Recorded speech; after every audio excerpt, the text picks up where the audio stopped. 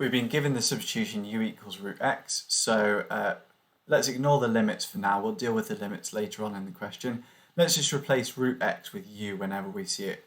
So we're going to have u multiplied by 4x minus 1 on the denominator.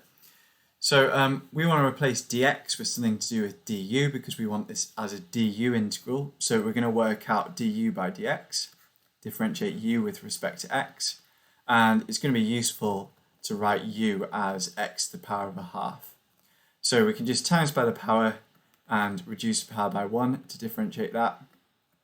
And it's probably going to be a little bit nicer working with this if we use the fact that x to the power of minus a half is 1 over x to the power of positive a half. So we can put x to the power of positive a half on the denominator. And we could write that as 2 root x as well.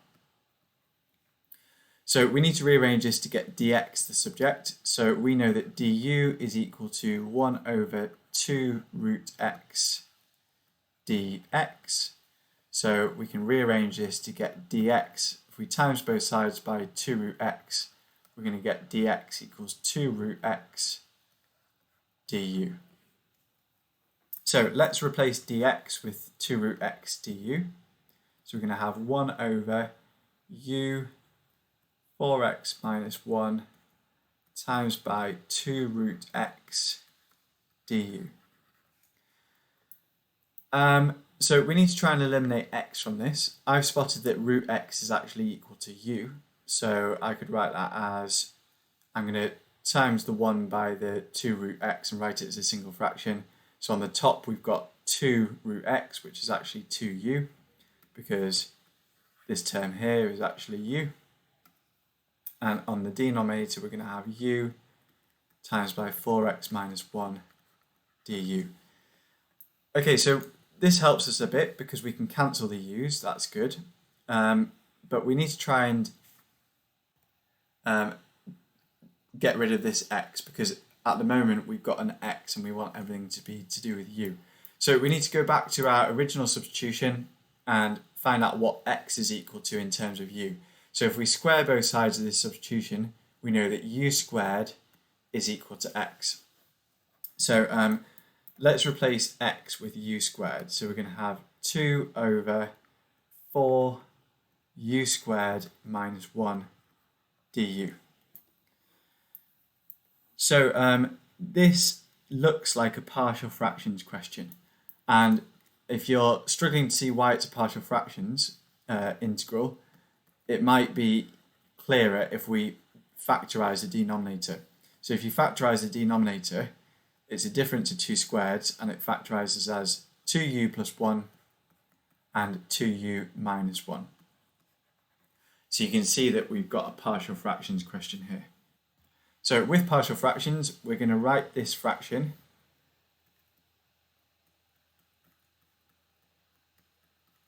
as a over 2u plus 1 plus some other constant b over 2u minus 1.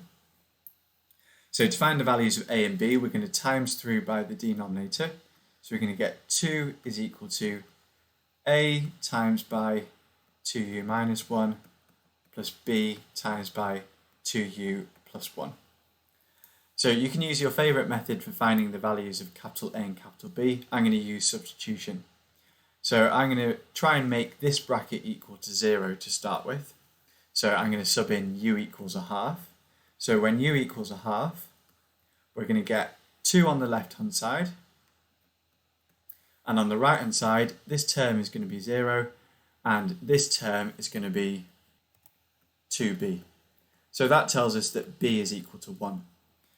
Similarly, we can also make this term equal to 0 by putting u equals minus a half. So when u equals minus a half, we're going to have 2 on the left hand side. This is going to be equal to minus 2a. And this term here, if we sub in minus a half, we're going to get 0. So that tells us that a must be equal to minus 1. So we can actually write this as minus 1 over 2u plus 1 plus 1 over 2u minus 1. So our task now is to try and integrate these two terms, these two partial fractions. And we're going to do each fraction separately. So let's look at this first fraction. So the integral of -1 over 2, that should be a u. So to integrate this, you can use a trick. So the trick, if you know it,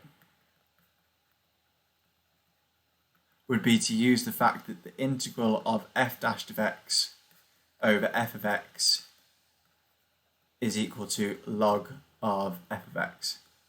Okay, but I'm going to use a formal substitution method to work this out. So you should hopefully recognise by now that the substitution that we need to make now is 2u plus 1. But we've got to be a little bit careful here because we're so used to using u as our variable for substitution, but we've already got a u integral, so we're going to have to choose a different letter for our substitution. Let's use the letter v. So v is going to be equal to 2u plus 1. So that helps us because our integral would then be -1 over v. Now, we want to replace du with something to do with dv. So to work that out, we're going to have to work out what is dv by du. So if we differentiate v with respect to u, we get 2. Now remember, we want to make this into a v integral now because v is our letter for substitution. So we want to rearrange this to get du the subject. So du is equal to a half dv. So that means that we can replace du with a half dv. And when we integrate that, we can take -1/2 outside the integral. So we've got -1/2 the integral of 1 over v with respect to v. And notice that now everything is in terms of v, so we're allowed to do that integral, and we're going to get log v, natural log of v. But we need to use the fact that v is 2u plus 1, so it's going to be -1/2 log of 2u plus 1. So that's equal to -1/2 log of 2u plus 1. And similarly, we need to integrate this second fraction. So we're going to use the substitution v equals 2u minus 1. So our integral will be 1 over v. And we need to replace du with something to do with v, because v is our substitution. So dv by du is equal to 2. So that tells us that du is equal to a half dv. So we're going to get our answer as a half log of v. But v is actually equal to 2u minus 1. So a half log of 2u minus 1.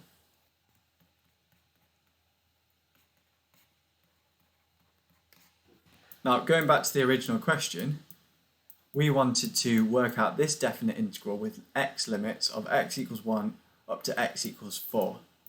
So in order to use those limits, let's replace u with something in terms of x, and we know that u is equal to root x. So this integral here is actually -1/2 log of 2 root x plus 1 and +1/2 log of 2 root x minus 1. And what we want to do is we want to sub in the limits of 1 and 4. So we can actually put this in a square bracket to show that that's our integral, and we'll put our limits of 1 and 4 in. So let's sub in 4. If we sub in 4, our top limit, we're going to have -1/2 log of 5.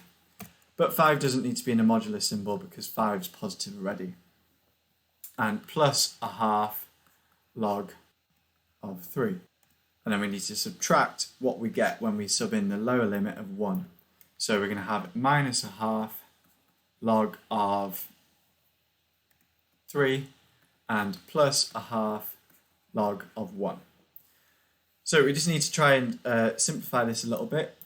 I'm going to multiply out this second bracket. So we're going to have, because we don't really need this first bracket, I just put that there to show that we're subbing in the top limit. So we're going to have minus a half log 5 plus a half log 3 plus a half log 3, and log 1 is actually 0, so I don't need to worry about that term. So we've got a half log 3 plus a half log 3, so we've got plus 1 log 3. And we don't need to, but we can write this as a single log if the question asked us to. We could leave it like that, and that would be perfectly fine, but if we wanted to write this as a single log, we could write that as log of 5 to the power of minus a half using a log law. And then we can write this as a single log by timesing these two terms together. So 5 to the power of minus a half times by 3 log of that. And we'd probably normally write that as, because 5 to the power of minus a half is 1 over root 5. So we can write that as 3 over root 5.